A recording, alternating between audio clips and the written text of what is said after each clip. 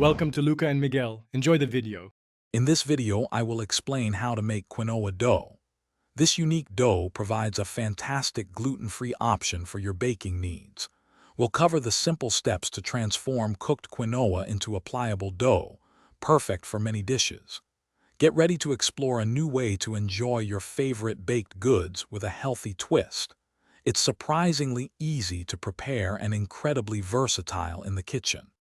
To begin, gather your essential ingredients. You'll need 1 cup of cooked quinoa, ensuring it's completely cooled. Next, prepare 2 tablespoons of a binding agent. Psyllium husk or ground flaxseed work wonderfully. Finally, have about 1/4 cup of warm water or plant-based milk ready. These components are crucial for achieving the right texture and structure for your quinoa dough. Precision here ensures a successful outcome. Now let's get to mixing. In a large bowl, combine your cooled quinoa, the binding agent, and the warm liquid.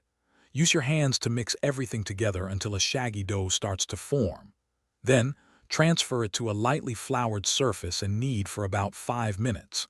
The goal is a smooth, cohesive dough that feels firm yet pliable, without being overly sticky or falling apart.